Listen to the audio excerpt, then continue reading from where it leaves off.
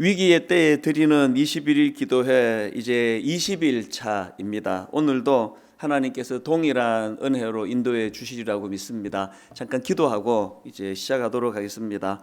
하나님 아버지, 지난 19일 동안 참 말씀을 사모하고 사랑하며 또 말씀대로 살고자 애쓰며 여기까지 또 순종하며 달려나온 우리 성도님들, 그들의 헌신과 시간을 받으신 줄로 믿습니다. 이제 오늘과 내일 하나님께서 잘 정리하고 또 마무리되어질 수 있도록 인도하여 주시옵소서. 감사드리옵고 예수님 이름으로 기도드립니다.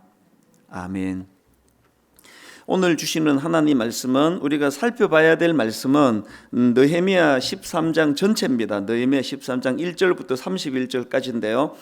나중에 꼼꼼히 한번 이 말씀들을 다시 읽어보시면 좋겠고, 오늘은 이제 내용은 제가 이제 말씀 중에 또 설명해 드릴 계획이고요. 13장 30절, 31절 우리 두 구절만 같이 합심해서 읽도록 하겠습니다. 느헤미야 13장 1절부터 31절까지인데 30절, 31절 두 구절을 같이 읽도록 하겠습니다. 한 목소리로 같이 읽겠습니다. 내가 이와 같이 그들에게 이방 사람을 떠나게 하여 그들을 깨끗하게 하고 또 제사장과 레위 사람의 판녀를 세워 각각 자기의 일을 맡게 하고 또 정한 기한에 나무와 처음 익은 것을 드리게 하였사오니 내 하나님이여 나를 기억하사 복을 주옵소서. 아멘. 저는 오늘 이 본문 말씀을 묵상을 하다가 그 찬양 두 곡이 떠올랐는데요. 떠오른 첫 번째 찬양은 이겁니다. 주여 우린 연약합니다.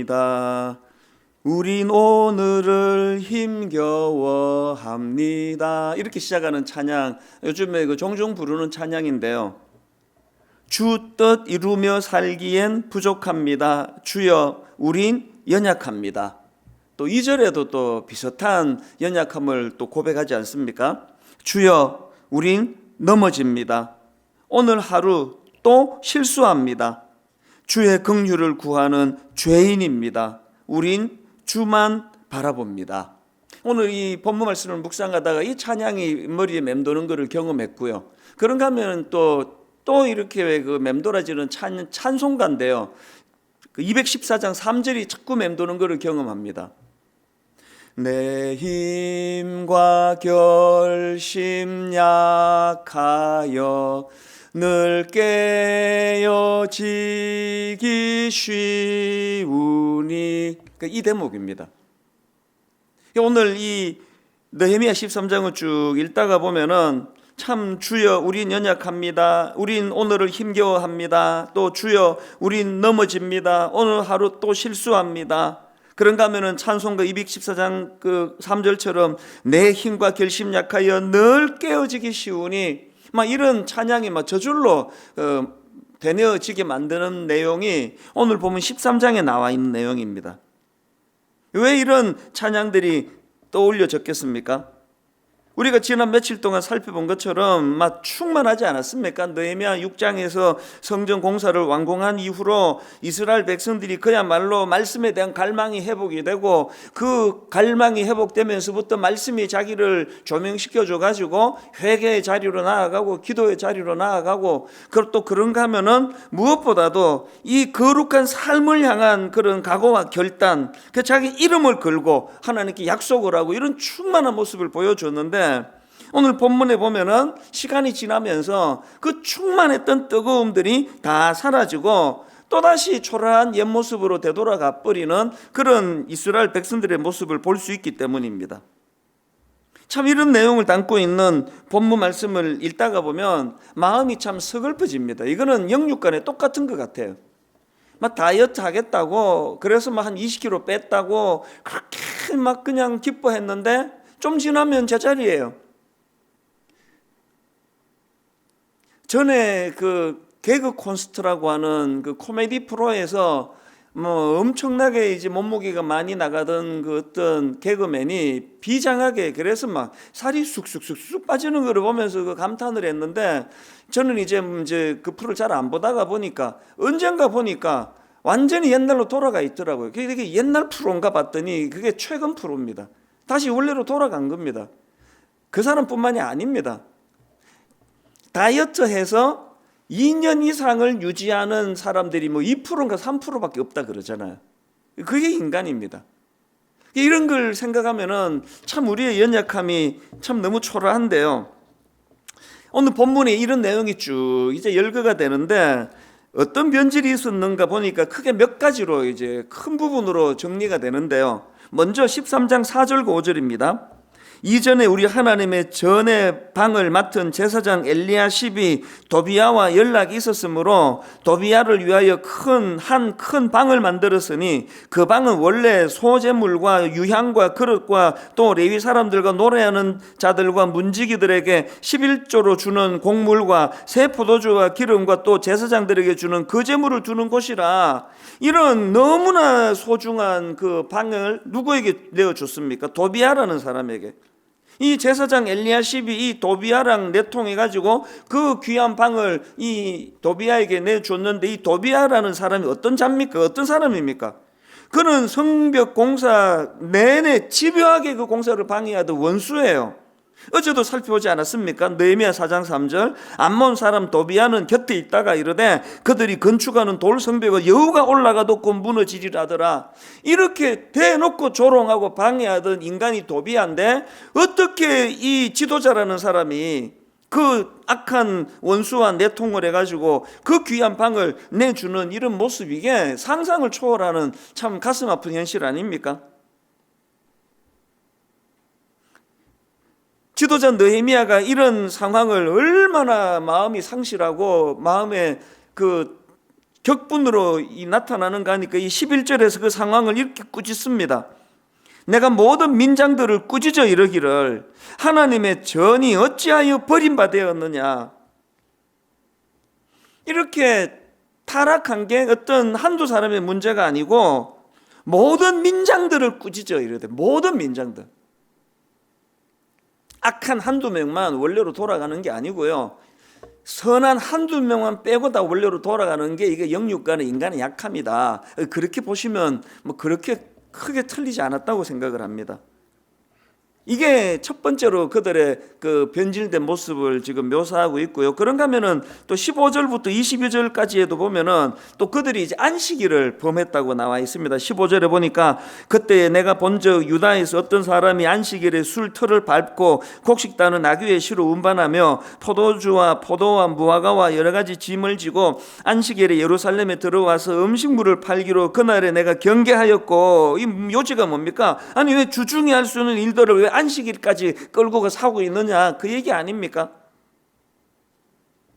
이런 것들에 대해서도 17절에서 내가 유다의 모든 귀인들을 꾸짖어 그들에게 이르기를, 내가 유다의 모든 귀인들을 꾸짖어 그들에게 이르기를 너희가 어찌 이 악을 행하여 안식일을 범하느냐. 이 뭐 한두 사람이 범한 게 아니고요, 그 대세가 지금 이렇게 세속적인 것을 흘러갔다는 것을 지금 모든 귀인들을 꾸짖으라는 표현에서 엿볼 수가 있고요. 그런가 하면 23절에도 보니까 이건 더 치명적입니다. 그때 내가 본적 유다 사람이 아스돗과 암몬과 모압 여인을 맞아 아내로 삼았는데, 또 27절 너희가 이방 여인을 아내로 맞아 이 모든 큰 악을 행하여 우리 하나님께 범죄하는 것을 우리가 어찌 용납하겠느냐. 이거 여러분 그 지난번 느헤미야 10장 살펴볼 때 기억나십니까? 이스라엘 백성들이 자기들의 그 거룩한 삶을 향한 각오를 결단하면서 무슨 결단했습니까? 느헤미야 10장 30절 우리의 딸들을 이 땅 백성에게 주지 아니하고 우리의 딸들을 이 땅 백성에게 주지 아니하고 우리의 아들들을 위하여 그들의 딸들을 데려오지 아니하며, 이 결단에는 악한 이방 문화의 영향력을 차단하겠다는 결단이 내포되어 있다, 이런 말씀을 드렸던 기억하실 것입니다.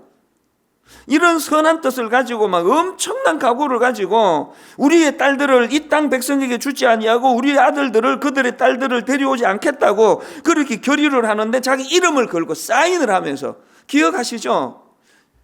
저주의 약속을 드렸다 그랬잖아요. 내가 이런 것들을 지키지 못하면 내가 저주를 받을 것이라고 그렇게 비장하게 결단하고 약속을 했는데 시간 지나면서 그 결심들이 다 무너져 버린 겁니다. 여러분, 우리 하나님이요, 긍휼이 크신 하나님이 아니면요, 자기들 말한 대로 할 것 같으면 뭐 저부터 해가지고 그 하나님의 징계를 이루 말로 다 알 수 없이 받을 거예요. 내가 이런 일들을 지키지 못하면 내가 저주를 받을 것이라고 그렇게 비장하게 결심했는데 23절에서 지금 참 그런 약속들이 어디가 버렸는지, 이게 여러분, 이게 약한 인간이, 이게 우리의 모습입니다. 그래서 저는 이런 내용을 다루고 있는 오늘 본문을 쭉 보면서 그 요한계시록에서 주님께서 에베소 교회 사례를 들어서 우리에게 경고해 주시는 말씀이 있지 않습니까? 요한계시록 2장 2절부터 보십시오. 내가 너의 행위와 수고와 너의 인내를 알고 또 악한 자들을 용납하지 아니한 것과 자칭 사도라 하되 아닌 자들을 시험하여 그의 거짓된 것을 내가 드러낸 것과 또 내가 참고 내 이름을 위하여 견디고 게으르지 아니한 것을 아노라. 그러나 너를 책망을 할 것이 있나니 너의 처음 사랑을 버렸느니라. 이 앞에 쭉 열거되는 내용들을 보면서 내가 무슨 생각이 드는가 하니까, 소시적에 내가 뭐 안 그래 본 사람 어디 있냐고, 뭐 소시적에 열심히 안 돼본 사람 어디 있냐고. 근데 문제가 뭐냐? 처음 사랑을 버린 거예요. 여러분, 이 교회 연조가 더해가고 이제 역사가 자꾸 깊어지면 그것이 가져다 주는 좋은 점들도 많지만 치명적인 건 처음 사랑을 잃어버리기 그만큼 쉬운 환경에 노출돼 간다는 겁니다. 분당 우리를 생각하면 개척 초기에 비해서 지금은 이건 다 갖추었습니다. 개척 초기에 건물이 있었습니까? 교육관이 있었습니까? 시스템이 제대로 갖춰준 게 있었습니까? 전부 다 아마추어틱하고 하는 것마다 어설프고 너무나 미숙한 게 많은데, 지금은 너무너무 세련되게 찬양 사역자들도요, 여러분들이 늘 익숙해서 그렇지만 저는 입이 딱딱 벌어져요. 이 찬양 사역자들의 은사를 보면은 교육자들 딱딱 시스템을 갖추고 결혼식 또 장례 어떤 절차 한치 오차도 없이 달려가는데 늘 그걸 경계해야 돼요. 거기에 처음 사랑만 빠지고 다 이루어지는 거 아닙니까?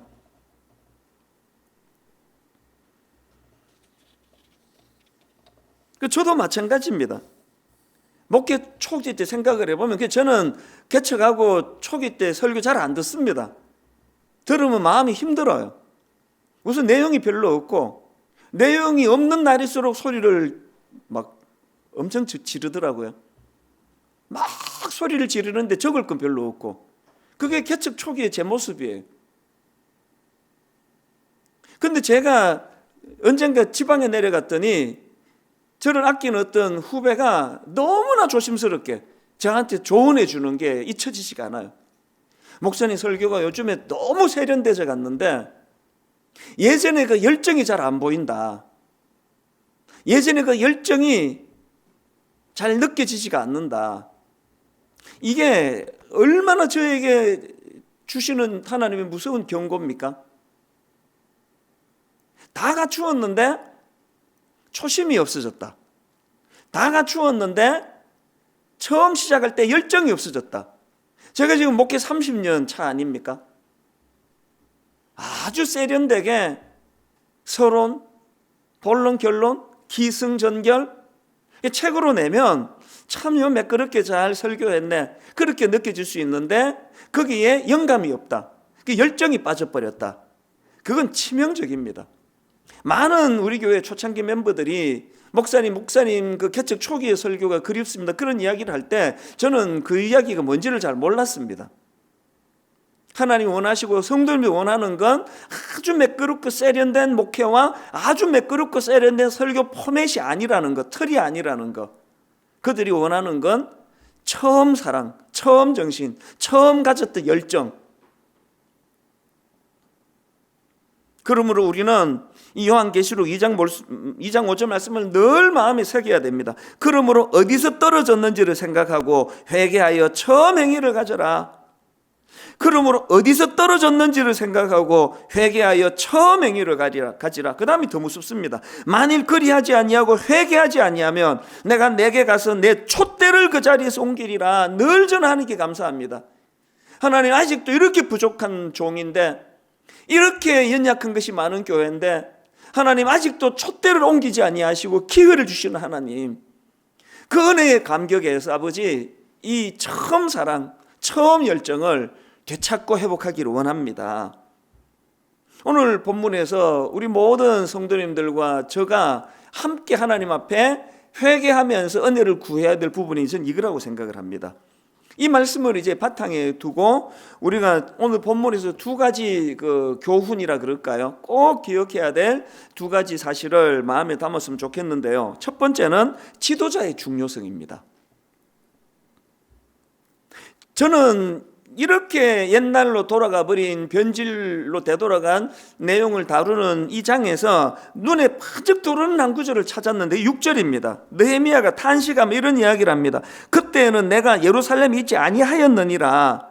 바벨론 왕 아닥사스다 32년에 내가 왕에게 나아갔다가 며칠 후에 왕에게 말미를 청하고, 이 말씀의 배경이 어떻게 되는가 하면은 느헤미야는 이제 약 12년 동안 이스라엘의 총독으로 섬겼는데 그 이후에 이제 왕의 부름을 받아가지고 바벨론으로 갔다가 다시 예루살렘으로 돌아온 이후라는 걸 이 말씀을 통해 알 수가 있지 않습니까? 저는 뭐 이게 며칠이나 어느 기간 동안을 비웠는지 잘 정확하게 기록이 나와 있지 않지만, 그러나 상징적으로 이 6절에 있는 이 표현이요, 그때는 내가 예루살렘에 있지 아니하였더라. 이 말씀이 너무나 저에게 크게 와닿는 겁니다. 이 지도자의 중요성, 지도자의 부재가 보여주는 이 가슴 아픈 결과물들 뿐만 아니라, 그렇게 느헤미야가 페르시아로 가고 난 이후로 그 지도자 느헤미야를 대신해야 될 지도자들의 그 부패한 모습들, 앞에서도 살펴봤지만 느헤미야 13장에서 이스라엘 백성들의 변질이 사례들이 쭉 열거가 되는데, 제일 먼저 나오는 사례가 아까 그 제사장 엘리야십의 부패 아닙니까? 13장 4절만 다시 한번 보십시오. 이전에 우리 하나님의 전에 방을 맡은 제사장 엘리야십이 도비아와 연락이 있었으므로, 여기 보니까 이 지도자의 변질, 지도자의 타락, 지도자의 그 세상과의 악한 세상과의 내통하는 태도, 이거를 지금 제일 먼저 기록을 하고 있다는 겁니다. 뭘 의미하겠습니까? 그 지도자의 중요성, 지도자의 중요성. 예전에 제가 사랑의 교회 그 교육자 시절에 그 옥하는 목사님을 이제 담임 목사님이, 그때가 이제 목회 후반부 아니시겠습니까? 이제 딱 목사님 그때 연세를 생각하면 딱 제 나이예요.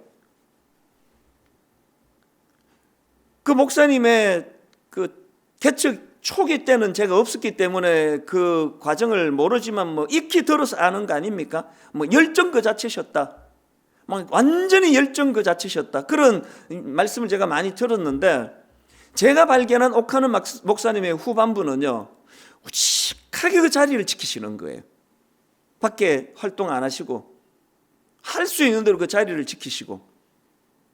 그래서 그때 목사님 그 집무실이 본당 2층에 있었는데요, 이른 아침에 목사님 방에 불이 켜져 있고, 저녁에 이제 퇴근하려고 보면 겨울철 같은 때는 또 목사님 방에 불이 켜져 있는 것을 보면서 참 마음에 그 묘한 안도가 느껴지던 그런 기억들이 저에게 참 많이 있습니다. 제가 지난번에도 말씀을 드렸지만 대외 활동하고 뭐 막 이사장 맡고 그게 나쁜 게 아니잖아요. 또 어떤 면에서는 해야 됩니다만, 제가 할 수 있는 대로 서울에 갈 일은 한 달에 한두 번도 없습니다.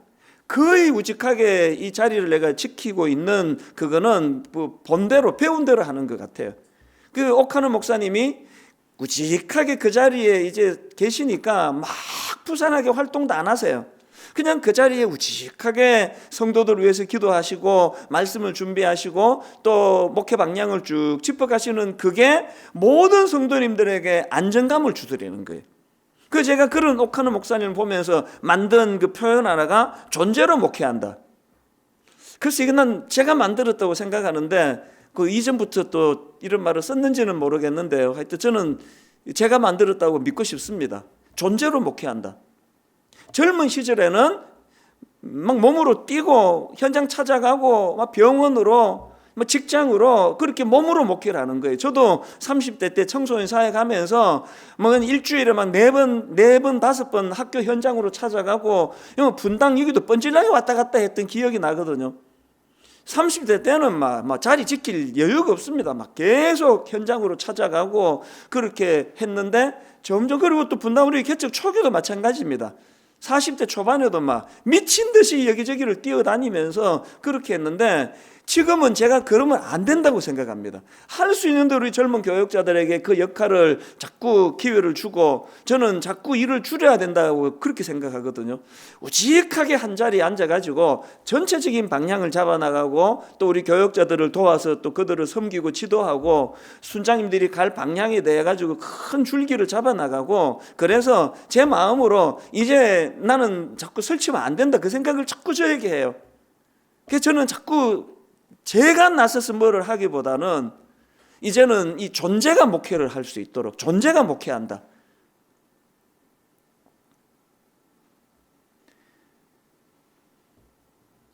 한국 교회를 생각하면 참 마음이 아프면서 또 기도가 나오는 게 이 부분입니다. 사단은 어디를 공격해야 되는지를 급소를 정확하게 하는 아주 영악한 존재예요. 그래서 성도들과 목회자 사이를 이간질시킴으로 말미암아 나이가 들어가면서부터 이 존재로 목회하지 못하게 만들어 버리는 거. 여러분, 또 사단이 그렇게 그 공격 급소를 알고 공격한다면 우리는 또 성령의 은혜로 사단이 어디를 공격할 것인지를 예민하게 거기에 맞서서 기도해야 될 거 아닙니까? 일 많이 하는 게 중요한 게 아니라 우리 목회자들은 하나님 앞에서, 성도들 앞에서 정직한 거, 신뢰를 잃지 않는 거, 이것을 잘 유지할 때에 나이가 들어갈수록 이제 뭐 제가 뭐 얼마나 오래 목회를 하겠습니까? 이제 100살까지 산다고 뭐 가정을 하자면, 예를 든 겁니다. 100살까지 제가 산다고 가정을 하자면 이제 뭐 은퇴할 날은 그 4분의 1, 5분의 1도 안 남았는 거 아닙니까? 그러나 아무것도 이제 육신이 후패해져서 아무것도 하지 않고 그냥 누워만 있다 하더라도 그 존재가 목회를 할 수 있는 그런 목회자가 되기를 원한다면, 오늘 여기 우리 교역자들과 우리 그 직원들 모두가 다 지도자로서 저는 이 지도자가 참 중요하다는 거라는 이 명제와 관련해서 너무나 중요한 두 가지겠다 생각하는데요. 지도자들은 열심을 내는 것도 중요하지만 그 존재를 신뢰받는 것, 그 입술이 신뢰를 받는 것. 일만성도 파송 운동의 성패는요, 우리 담임 목사는, 이찬수 목사는 우리를 방황하게 만들지 않는다. 하나님의 종인 그분은 나는 믿는다. 여기에서부터 안정감이 찾아오는 거라고 생각을 하거든요. 우리 순장님들을 이런 측면으로 저는 정말 축복합니다. 우리 순장님들은 많은 열심으로 지금까지 섬겨 오셨는데요, 순장 연차가 이제 오래되면 오래될수록 그 존재가 목회를 할 수 있기를 바랍니다. 막 순장님이 나서서만 모든 거 하지 않더라도 순원님들이 보기에 우리 순장님 계시면 우리 뭐 절대 안정이야, 걱정할 거 없어. 이게 존재가 목회하는 거예요. 오늘 저는 함께 예배하는 우리 아버지 어머니 정말 내가 축복하고 싶은 거, 자녀 교육에 있어서 애가 어릴 때는 막 잔소리 많이 해야 되고, 애가 어릴 때는 막 이것도 가르쳐주고 저것도 또 대신해주고 해야 되는데, 그 아이들이 장성할수록 존재가 목회하는 부모가 됐으면 좋겠습니다. 말 많이 하지 않아도 부모가 그냥 하는 거 보고 우리 아빠가 가는 이 길로만 가면 되겠다. 뭐 인생이 뭐 한 번밖에 못 걸어가는 초행길이라 하지만 우리 엄마가 걸어간 길이 있는데 난 그 길 보고 따라가면 된다. 이게 존재가 목회하는, 존재가 교육하는 그거 아닙니까? 오늘 이 시대가 참 불행한 건 아버지 부재의 시대예요. 부모 부재의 시대 아닙니까? 밥은 먹여주는데, 용돈은 주는데 말의 권위가 떨어지고 존재의 권위가 떨어지는, 이것이 그 지도자의 중요성과 연관해서 우리 지도자들이 참 하나님께 기도해야 될 부분이고요. 그런가 하면은 지도자의 중요성과 관련해서 두 번째가 뭐냐? 우리 모든 성도님들은, 우리 모든 순원님들은, 우리 모든 자녀들은 그 권위자로 인정하는 태도가 필요하다는 겁니다. 저희 어머니 이제 연세가 이제 96세 되셨지 않습니까? 지금은 한 번씩 전화를 드리면 예전의 그 모습이 아니세요. 어제 설명을 다 드렸는데 오늘 전화 드리면 그걸 또 물으세요. 저는 단 한 번도 거기다 대고 어제 답 드렸잖아요, 이렇게 말한 적이 한 번도 없습니다. 10번이면 10번 처음 듣는 것처럼 다시 설명을 드려요. 왜 그렇습니까? 제 어머니에 대한 권위를 제가 세워드리는 거거든요. 아이고, 그 전화할 때마다 같은 거 물어가지고 내가 참 전화 못하겠네. 왜 그러세요? 이거는요, 자녀가 부모의 권위 앞에서 할 수 있는 말이 아닙니다. 때로 순장이 좀 실수를 해도 순원들이 그 순장의 권위를 인정하며 그를 위해 기도한다면은 지적해서 깨닫는 것보다 기도의 내공이 쌓여서 변하는 것이 크다고 믿습니다. 이런 점에서 저는요, 분당 우리 교회 성도님들께 진심으로 감사하는 사람이에요. 42살에 교회를 개척하고 또 뭐 그냥 뭐 막 다혈질에다가 에너지는 많고 성격은 급하고 막 얼마나 실수를 많이 했겠습니까?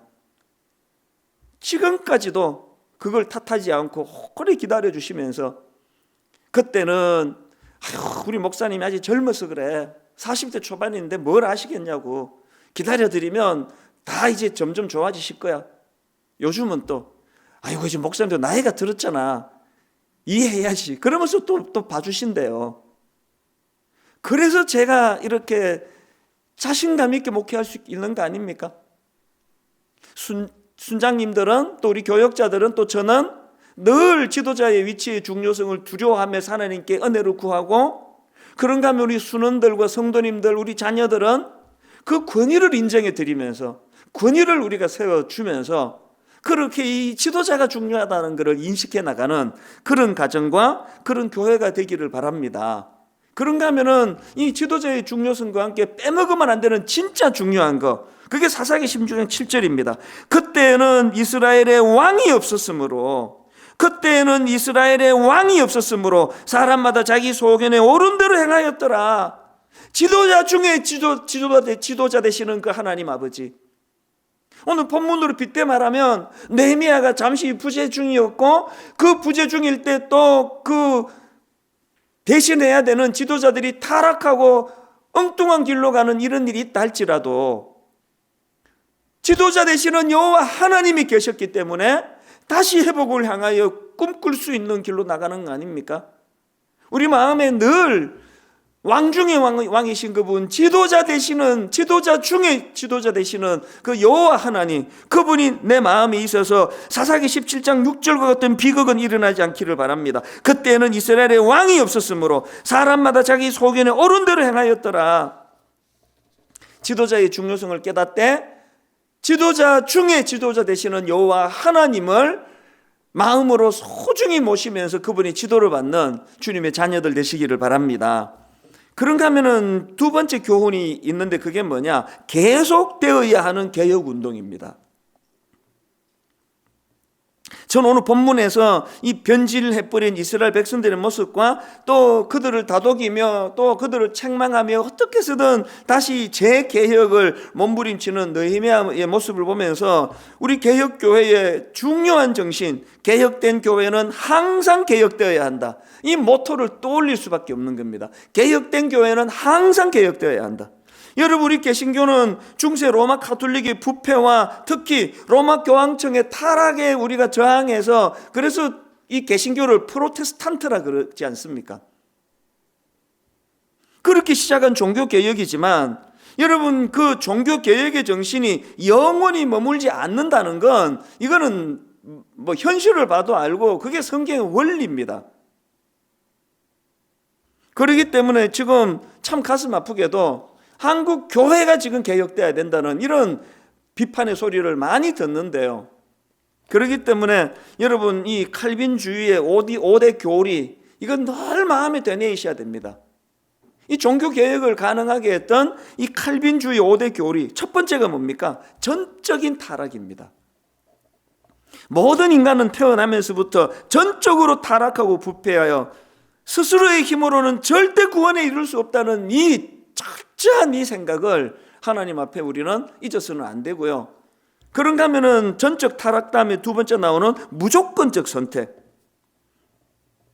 이런 연약한 우리들에게 믿음을 주셔서 구원에 이르게 하시는 이 하나님의 선택에는 아무런 조건이 없다는 이 참 은혜로운 이 두 번째 무조건적인 선택. 그런가 하면은 세 번째로 제한적 속죄. 예수 그리스도의 구속 사역은 오직 택한 자들을 구원하기 위한 그 주님의 피 흘리심이라는 것, 그 사랑이라는 것. 택한 자들을 향한 그 주님의 사랑. 그 네 번째는 불가항력적인 은혜예요. 하나님의 은혜는 누구도 거부할 수 없으며 하나님 은총을 입은 자는 구원에 이르는데 결코 실패할 수 없다. 이 불가항력적인 은혜. 그런가 하면 마지막 다섯 번째가 성도의 궁극적인 구원 혹은 성도의 궁극적인 견인. 하나님은 구원의 은총을 입은 성도들을 끝까지 견인하셔서 결국은 구원에 도달하게 하신다. 이 다섯 가지 이게 서로 분리되지 않고 너무나 긴밀하게 연결되어 있고요. 이게 영문 첫 글자를 따가지고 튤립, T-U-L-I-P, 튤립이라고 그러지 않습니까? 이 칼빈주의 5대 교리를 늘 우리는 감격으로 대내야 되는데 뭘 기억해야 되느냐? 이 5대 교리 중에 첫 번째가 전적 타락, 전적인 타락. 아무리 내가 거룩해 보여도 또 사람들이 거룩하다고 인정을 해도 늘 이 사실을 인식하는 게 이 전적인 타락. 내버려두면 변질하고 내버려두면 타락할 수밖에 없는 인생. 이 교회도 마찬가지 아닙니까? 수많은 그 교회 성장론을 가르치는 교수님들 강조가 역사적으로 30년 이상 교회가 지속적으로 부흥한 사례가 없다는 거예요. 여러분, 분당 우리 1만 성도 파송 운동은 한국 교회를 위해서 한다기보다는 그거는 하나의 결과물이에요. 1만 성도 파송 운동은 이제 벌써 우리 교회가 지금 18년 됐는데 1대 목사 이찬수 목사 은퇴하고 많은 교회들이 2대 목사님들 나올 때 갈등을 겪고 어려움을 겪는 일들을 제가 눈으로 보면서 역사적으로 30년을 지속적으로 부흥한 그런 교회를 본 적이 없다고 그러는데 분당 우리 교회도 그 범주에 있는 거 아닙니까? 지상교회. 그렇기 때문에 1만 성도 파송 운동은요 그야말로 제 갱신 30개 교회로 나누고 또 일부는 남고 일부는 또 작은 지역 교회로 가고 이런 몸부림을 통해서 새로 출발하자는 거예요. 18년, 내년에 19년 말에 이제 19자 지워버리고 1로 다시 시작하자는 거예요. 1로. 그 30교회와 곳곳으로 파송받아 흩어진 지역교회로 가신 성도님들과 또 남아있는 분당 우리 교회가 1로 다시 시작하자는 거예요. 왜? 전적인 타락 상태의 우리 인간은 내버려두면 시간만 지나면 변질된다는 사실을 인식해야 되기 때문입니다.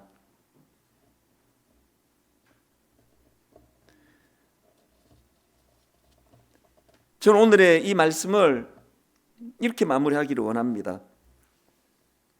제가 이 인간의 연약함을 쭉 이제 살펴보다가 보니까요.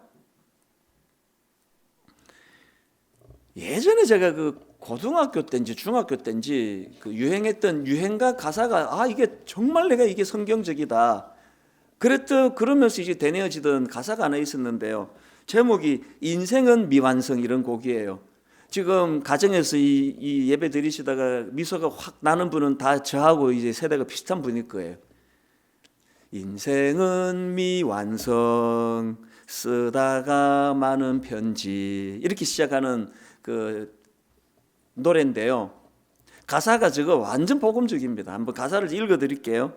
인생은 미완성 쓰다가 많은 편지 그래도 우리는 곱게 써가야 해. 사랑은 미완성, 부르다 멎는 노래. 그래도 우리는 아름답게 불러야 해. 또 인생은 미완성, 그리다 많은 그림. 그래도 우리는 아름답게 그려야 해. 인생은 미완성, 색이다 많은 조각. 그래도 우리는 곱게 새겨야 해. 오늘 여러분 본문에 나오는 이스라엘 백성들의 변질과 또 그것을 향하여 재개혁을 위하여 몸부림치는 느헤미야를 보고, 그리고 느헤미야 1장서부터 13장 쭉 살펴보다가 마지막 13장이 이렇게 흐지부지 끝나버리는 게 이게 느헤미야서거든요. 이렇게 흐지부지 끝나버려요. 그래서 이 느헤미야서는 너무나 복음적이에요. 제 인생도 마찬가지입니다. 인간에게 최선 없습니다. 차선보다 조금 더 나은 차선을 추구하다가 그것마저도 이루지 못하고 시간 됐네? 은퇴하고 끝나버리는 게 인생이에요. 그러나 그럼에도 불구하고 느헤미야처럼 마지막 13장까지 인생은 미완성, 쓰다가 많은 편지. 그래도 우리는 곱게 써가야 돼. 사랑은 미완성, 부르다 멎는 노래. 그래도 우리는 아름답게 불러야 해. 인생은 미완성, 그리다 많은 그림. 그래도 우리는 아름답게 그려야 해. 인생은 미완성, 색이다 많은 조각. 그래도 우리는 곱게 새겨야 해. 이런 맥락에서는요, 아까 맨 서두에 불러드렸던 주여 우린 연약합니다, 우린 오늘을 힘겨워합니다, 주 뜻 이루며 살기엔 부족합니다, 주여 우리 연약합니다. 사실은요, 아까는 내가 여기까지만 불러드렸는데 이 찬양의 진짜는 뒤에 있습니다. 이렇게 연약한 우리를 고백하고는 여러분 다 아시죠? 한없는 주님의 은혜, 한없는 주님의 은혜 온 세상 위에 넘칩니다. 가릴 것 없는 주 영광 온 땅 위에 충만합니다. 주님만이 길이오니 우린 그 길 따라갑니다. 그날에 우리를 이루실 주님은 완전합니다. 비록 인생은 미완성이고 인생에게 최선은 없고 차선보다 조금 더 나은 차선을 추구하다가 그것마저도 이루지 못하고 끝내버리는 것이 인생이지만, 이것으로 우리가 좌절하는 것이 아니라 그럼에도 불구하고 연약함을 알기 때문에 한없는 주님의 은혜, 한없는 주님의 은혜 온 세상 위에 넘칩니다. 아까 찬송가 214장 3절도 똑같은 이치입니다. 내 힘과 결심 약하여 늘 깨어지기 쉬우니. 그런데 여러분, 이 찬양의 후렴, 내 모습 이대로 주 받으옵소서, 날 위해 돌아가신 주 날 받아주소서. 결론은 맺습니다. 이렇게 약한 게 인생이고, 내버려두면 제자리로 갈 수밖에 없고, 내버려두면 다시 변질하고, 내버려두면 참 초라한 자리로 갈 수밖에 없는 인생이지만, 그것을 우리가 자각하는 순간에 은혜가 임한다는 거예요. 이 불가항력적인 하나님의 은혜로, 끝까지 견인해 주시는 하나님의 그 사랑과 은혜로 오늘 제가 여기에 버티고 서 있고 여러분이 이 자리에 함께 예배를 드리는 거 아닙니까? 이제 내일은 전체를, 이제 느헤미야서 전체를 조명하는 시간이고요, 실질적으로는 오늘 이 설교가 느헤미야의 마지막 부분입니다. 미완성으로 끝나요. 어떤 결과가 일어났는지 알 수 없이 끝나버리는 거. 그래서 느헤미야서는 우리가 써내려가는 거예요. 내가 이제 이 14장을 어떻게 써내려갈 것인가? 오늘 이 하루, 오늘의 이 원리를 가지고 자기를 돌아보시고 본인을 점검하시면서, 그래서 이 찬양 그대로 되뇌어지면 좋겠습니다. 주여 우리 연약합니다. 주여 우리 연약합니다. 그래서 한없는 주님의 은혜, 가릴 수 없는 주 영광, 오직 주님만이 길이오니, 그 주님을 신뢰하고 믿고 따라가며 그 은혜를 추구하는 그런 인생길 되기를 원합니다. 이 하루 이 은혜의 감격이 우리 마음을 충만하게 인도하시기를 주님 이름으로 축복합니다. 오늘 우리에게 주신 말씀을 기억하며 기도하는 마음으로 이 찬양을 주님 앞에 함께 고백하길 원합니다. 주여 우린 연약합니다. 주여 우린 연약합니다. 우린 오늘을 힘겨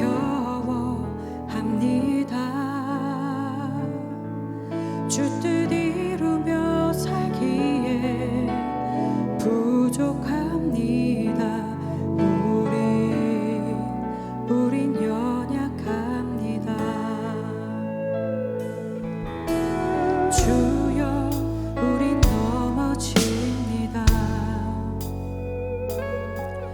오늘 하루 또 실수합니다.